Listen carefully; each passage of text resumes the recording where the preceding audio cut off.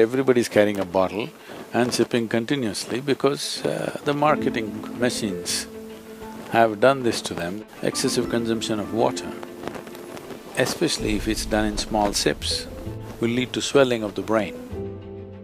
At the same time, when you need water, if you don't drink, it'll cause damage to the system. It is not just about drinking liquid water, you must eat high water content foods.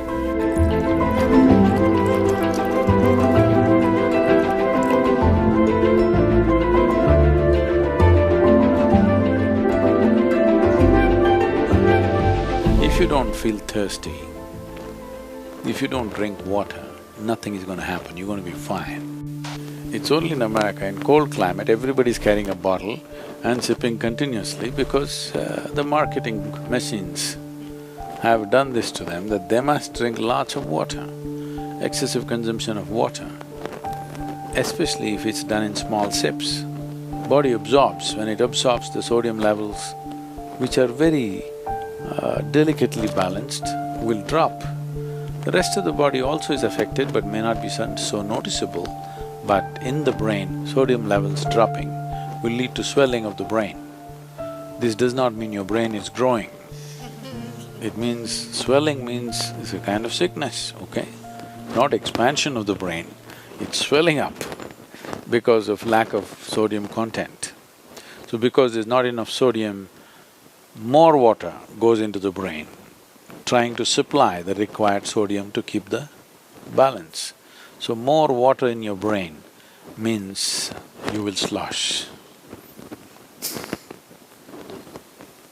Psychological imbalances will come when you manage to absorb. See, if you drink lots of water at one go, body will decide how much to absorb, how much to throw out. But if you keep sipping through the day, body kind of gets deceived and tends to absorb more water than it should. But let's say right now you drink 2 liters of water, all of it is not going to go into the system. What is needed, it'll take, rest of it will be shunted out.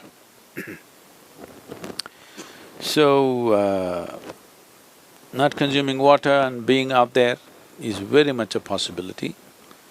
Nobody need to drink water simply because you think it's a good thing to do. When you feel thirsty, you must drink water just to ensure you're drinking enough.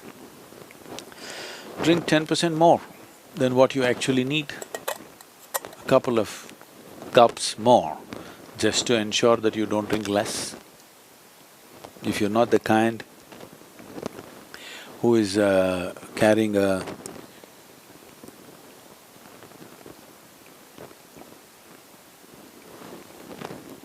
water bottle with you every minute of the day, then it's good to drink little extra water so that when the need comes, you have a certain amount of time before you can drink, that it's not an emergency. At the same time, when you need water, when you're thirsty, if you don't drink, it'll cause damage to the system. I would say, this may be very controversial, the medical fraternity will for sure protest on this, but they will come to it after maybe 20 years or 30 years. I would say if everybody consumes good water in sufficient quantity, 50% of the heart attacks in the world would come down. The damage to the heart is immense when the water that is needed is not there in the system. But when I say water, it is not just about drinking liquid water, you must eat high water content foods. If you eat a fruit, it's nearly 90% water. Vegetables and other things are over 70% water. Minimum 70% water content must be there in the food that you eat. So, very low water content food you eat and it goes and gets stuck in your… like concrete, it sits in your stomach. Now you drink water, that's not going to help. You must eat high water content foods. When you consume food, at least it must be level with the percentage of water content in your own body. So any food that you eat should be at least 70% water content. So this is why vegetables, fruits must be part of your diet so that it is there. Not consuming water in certain situations is okay, but if there is an indication of thirst, you must drink water. It's very necessary that you must drink water when there's an indication of thirst, because body has its own way.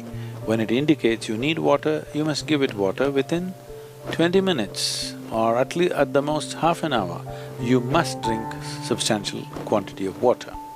If you drink enough water, then body will choose how much to take, how much to reject.